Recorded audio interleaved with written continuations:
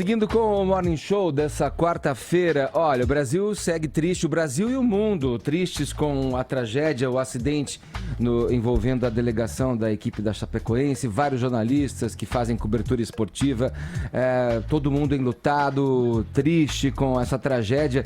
E aí me lembro da informação, né, que o governo da Colômbia disponibilizando psicólogos para orientar os familiares que estão chegando por lá, na questão do reconhecimento dos corpos. Quer dizer, é um momento muito sensível para as pessoas, para todo mundo, e mais para os familiares e pessoas que estão vivendo nesse momento essa situação. Aí vem a pergunta, né? Como enfrentar o luto? A gente está aqui na ponta da linha, no Morning Show, com a psicóloga Elaine dos Reis Alves, do Laboratório de Estudos sobre a Morte do Instituto de Psicologia da USP.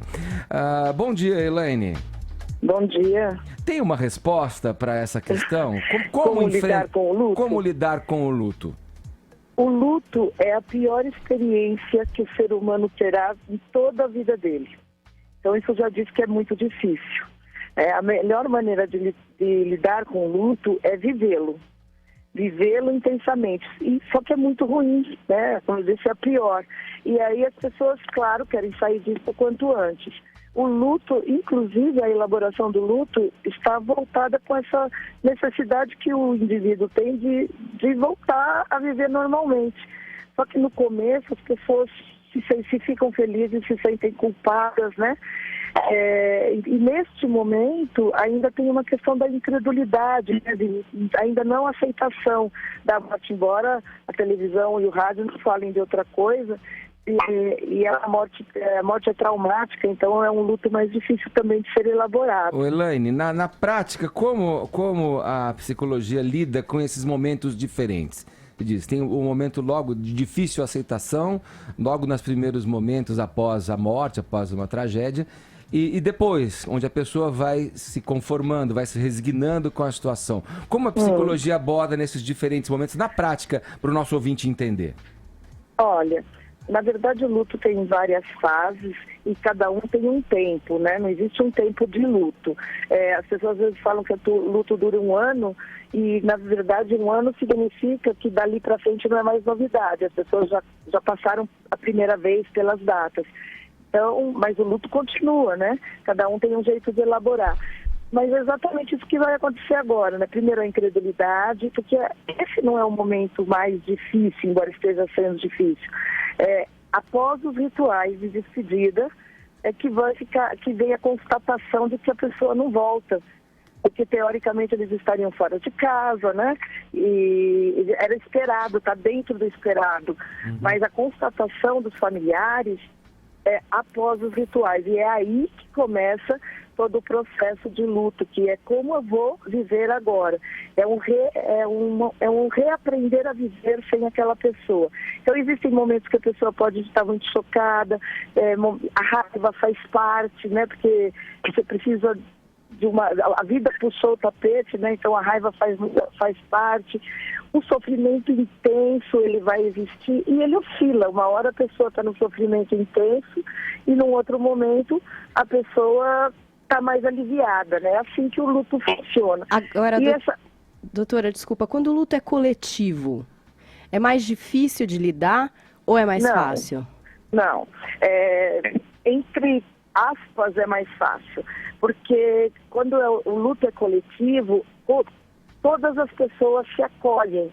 É possível falar com qualquer outra pessoa que o outro também está sentindo isso.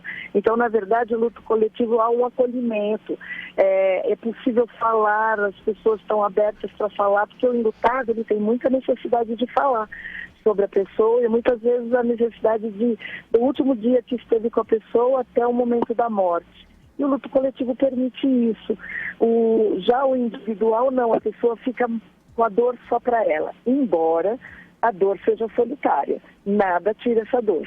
Agora, doutora, nós tínhamos uma expectativa muito grande de felicidade. Quer dizer, havia um conto de fadas em torno do time, que era um time pequeno, estava indo para uma competição que os times grandes não tinham chegado ali numa final dessas. Então, essa inversão muito brusca de expectativas, ela impacta no tamanho do luto?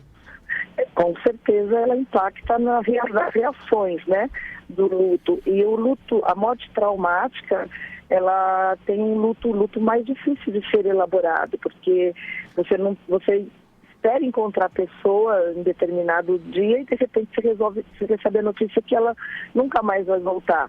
Então é um luto de mais difícil elaboração. Porém, a maioria das pessoas vai passar por esse luto sem problemas. Mas é bom observar se a pessoa pode estar necessitando de ajuda, porque o luto não é doença, então não necessariamente a pessoa precisa de ajuda. Ô, doutora, quando a gente tem um acidente como esse, né, já tivemos outras quedas aqui no Brasil mesmo e a gente vê toda a comoção nacional. Agora, quando se tem jogadores que eram conhecidos e jornalistas que também eram conhecidos, isso também faz parecer que o luto também é mais próximo da gente, que a gente sente como se fosse alguém da nossa família? Para Chapecó, por exemplo, é a identidade deles. Eles estavam levando a cidade deles, né? Estavam levando a cidade deles ao sucesso. Então tem uma identificação muito forte. Sim, é uma sensação de que, na verdade, o vínculo foi rompido. Só há luto se houver vínculo. E no caso, há um vínculo muito forte com esse time, né, de futebol e com todo esse momento que todos estavam vivendo. Então, o luto é de cada um, sim, inclusive de outras pessoas no Brasil. Agora, doutora, em relação à cobertura, né? Então, vão surgindo aí fotos, matérias, algumas mais sensíveis, outras menos, oportunistas também ali na mídia. Como que a família, por exemplo, interpreta isso? Piora muito? Então, na verdade, falar o tempo todo, ficar mostrando o tempo todo, é uma dificuldade também na questão do luto. Mas existem situações diferentes. Algumas pessoas podem querer ver isso para entender o que aconteceu. Porque existe uma necessidade muito grande das pessoas que perderam de entender o que foi que aconteceu. Mas claro que a todo momento se você quer parar de pensar um pouquinho, a todo momento esse assunto vem à tona. Então a todo momento a pessoa, na verdade, recebe a notícia da morte. Porque esse é o momento em que as pessoas ainda não acreditam, mesmo tendo certeza. Não sei se dá para entender isso. E a cada vez que a notícia vem, é como se você recebesse a notícia da morte. Ô, doutora, uma última pergunta. Muitas pessoas, quando perdem seu ente querido, acabam seguindo com alguns rituais que eram promovidos quando essa pessoa ainda estava viva. Por exemplo, a mãe perde o seu filho pequeno e continua mantendo o quarto dele como estava. Mexendo ali nos brinquedos, deixando as roupas como elas ficavam. Isso é bom, ruim ou depende? Olha, eu costumo dizer que as coisas de quem morre pertencem ao dono daquela pessoa. E só essa pessoa sabe qual é o momento de se desfazer disso e de dar um outro destino. As pessoas, infelizmente, têm muita pressa que quem perdeu se desfaça das coisas. Não tem nada, não é problema nenhum.